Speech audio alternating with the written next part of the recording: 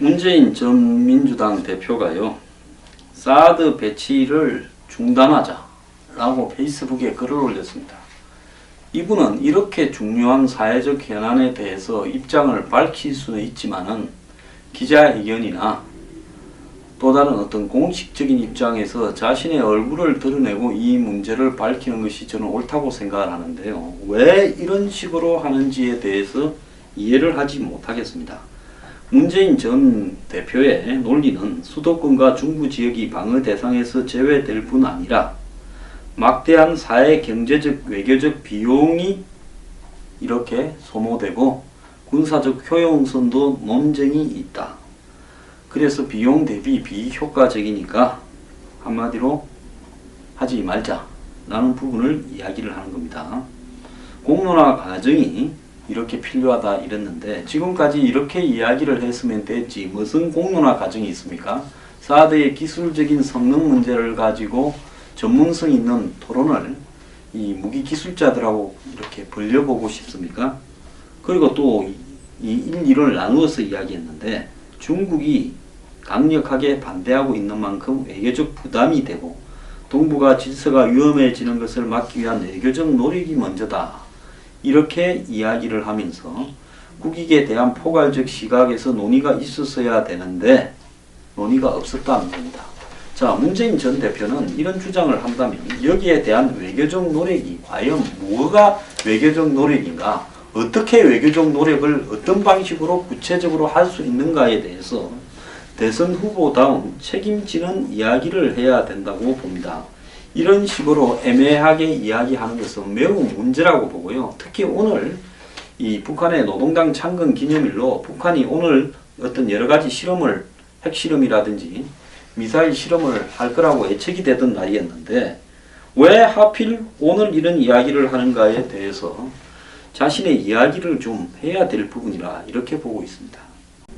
문재인 대표가 어제 이 말을 그 페이스북에 올렸는데 어제는 2006년 10월 9일 북한이 핵실험을 1차로 했는데 딱 10년 된 날입니다. 그 10년 이후에 5차례 핵실험과 37차례 미사일 발사 실험을 했습니다. 김대중 노무현 정권이 햇볕 정책을 갖다가 이어오면서 북한에 여러 가지로 돈도 주고 교류도 하고 협력도 하고 이러면서 도와주었는데 그 대가가 이런 식으로 귀착되는 부분에 대해서 아직도 외교적 노력을 이야기하고 있는데요. 이런 부분을 이야기하는 문재인 전 대표는 그 전에 좀 해명할 부분도 있지 않겠습니까? 대북 송금이라든지 또 2차 남북 정상회담에 노무현 전 대통령도 갔다 오지 않았습니까? 그런 과정을 통해서 북한과의 어떠한 외교적인 노력을 통해서 이 문제가 해결될 수 있는지 본인이 대통령에 당선된다면 핵과 미사일을 해결하기 위해서 북한과 어떠한 외교적 노력을 하고 중국과 어떤 외교적 노력을 할 것인지에 대해서 말을 구체적으로 좀 하길 바랍니다. 자, 그리고 사드를 중단하라고 이야기할 게 아니라 지금 미국이 조기 배치를 이야기하는 상황에서 사드 배치를 중단하라고 이야기하는 것은 결국은 뭐가 되겠습니까? 사드 배치를 반대한다고 해석이 될 수 있지 않겠습니까?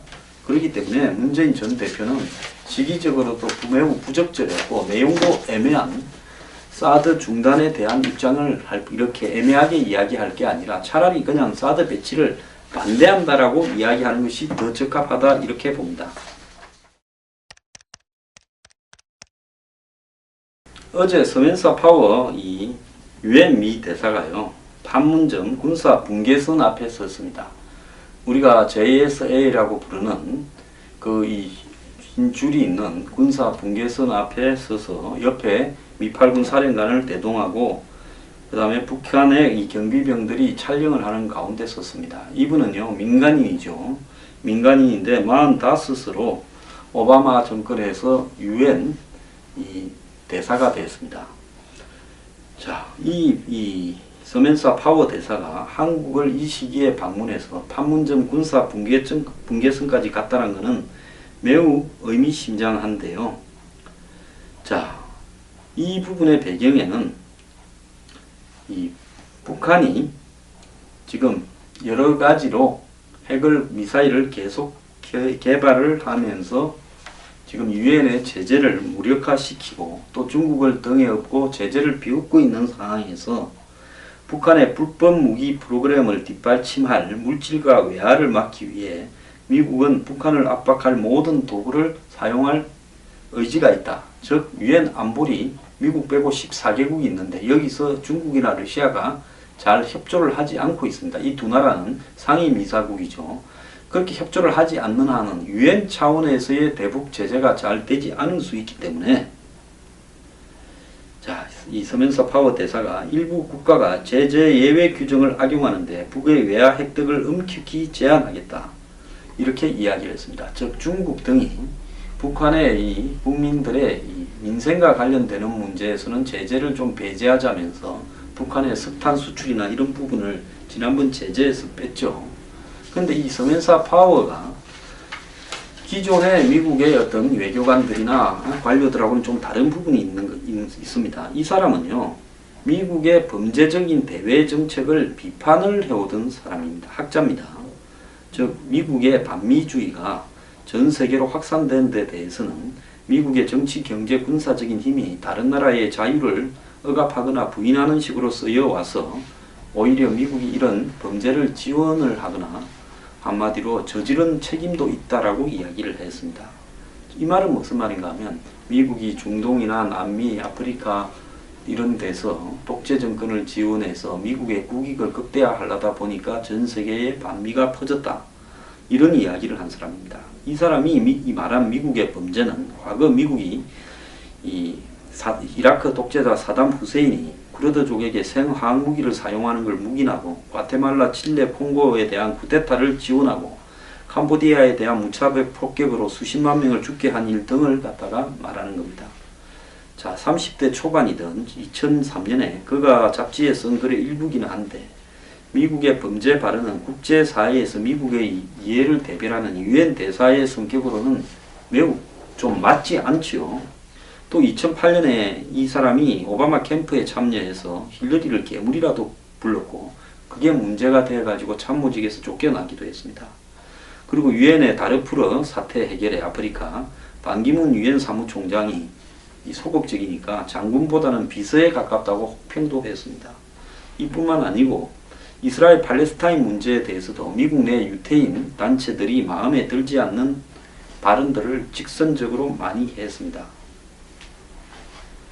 자, 그래서 미국의 친이스라엘 행보를 저주했다 이런 표현까지도 썼습니다. 그래서 미국 상원 외교위원회에서 이 마르코 루비오 이번에 대선에 나갔던 공화당 후보는 이 사만스 파워의 일부 견해에 심각한 우려를 하고 있고 청문회를 통해 해소되지 않았다고 반대표를 던지기도 했습니다.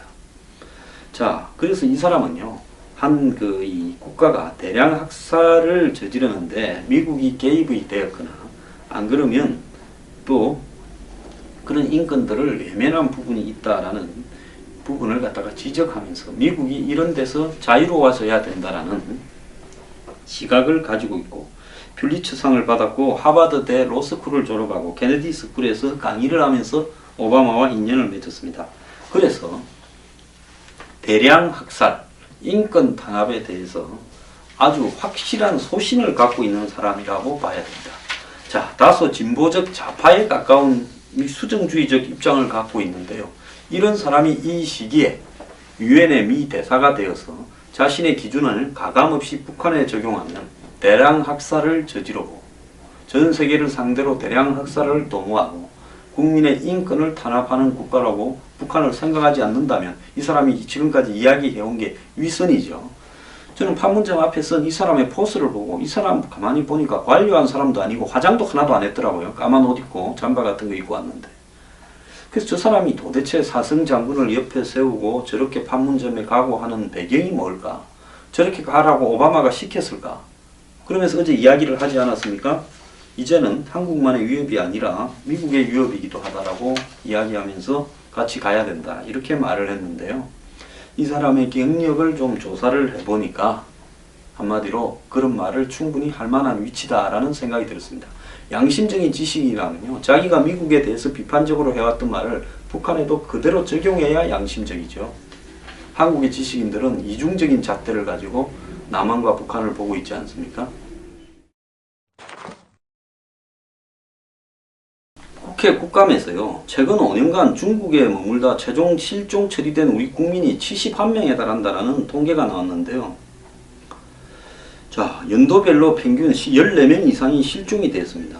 같은 기간 중국 내에서 우리 국민 370명이 행방불명으로 신고됐는데 그 중에 71명은 마지막까지도 소재 파악이 안 됐다는 겁니다. 자, 이거 참 어떻게 71명이나 사라지느냐, 중국 가서. 이걸 보면 조이팔처럼 중국에 갔다가 죽은 것처럼 하고 사라진 것이냐, 안 그러면 정말로 중국에서 한국인들을 납치해서 해하는 조직이 있는가, 이 문제에 대해서 정부가 입장을 좀 밝혀야 되는 거 아닌가 싶고요. 중국에 대해서 지속적으로 문제 제기를 해야 된다고 생각합니다. 중국에 무서워서 갈 수 있겠습니까?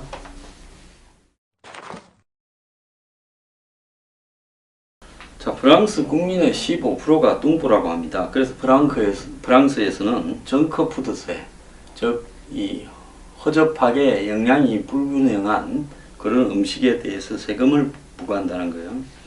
그래서 햄버거, 핫도그 같은 음식에 사회보장 기여세를 부과할 거다.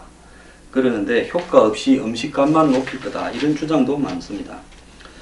자, 프랑스가 이 국민 2명 중에 1명이 비만 과체중이라서 정크푸드세를 정부가 도입할 거다 하니까 국민들 사이에 찬반 양론이 지금 벌어지고 있는데요.